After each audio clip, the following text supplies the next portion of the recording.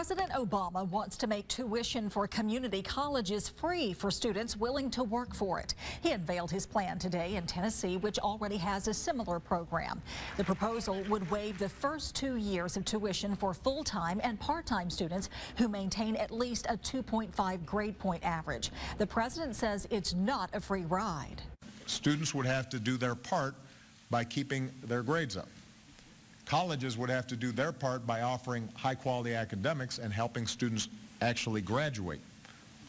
States would have to do their part too. This isn't a blank check. It's not a free lunch.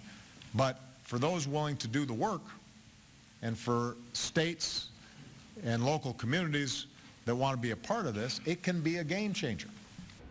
The president says the program would cost $60 billion over 10 years, a price tag the Republican-controlled Congress doesn't like. Tonight, reaction to the president's plan. News 5's Ashley Knight went to Bishop State Community College to see what students and educators there think and why at least one Alabama congressman doesn't like the idea. For some, a community college environment is perfect. Wanted to go to a 4-year college, but I didn't want to move too fast. So I just started here just get a kind of feeling in college before I go off. Janice Campbell is paying $5,000 a year to study early childhood education at Bishop State Community College. She also works at Subway to pay for it. President Obama proposed an idea this week that would change that for future students. Put simply, what I'd like to do is to see the first 2 years of community college free for everybody who's willing to work for it. Because they'll keep a lot of money, like for the financial aid money, in my pocket. So I think a lot of people will come out and go for college if it was free.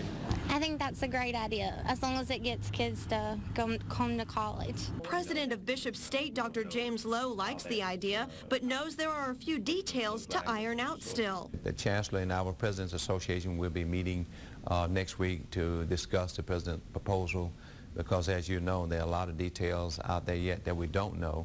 While those working with community colleges think this is a great idea which will allow more people to get an education, Congressman Byrne is looking at the financial side of things, more importantly, where the money's coming from. The state of Alabama is broke. We can't afford to do things that we are trying to do right now. The one thing I'm seeing now, I'm serving at the national level, is that the programs that the federal government has actually feeds inflation in higher education. According to the White House, the federal government would pay 3/4 of the cost and the state would pay the remaining 1/4. Officials say this could benefit 9 million students. In Mobile, Ashley Knight, News 5. Congressman Byrne, who used to head the state's 2-year college system, feels Alabama would not be able to participate in the program if the state cannot find a source to fund it.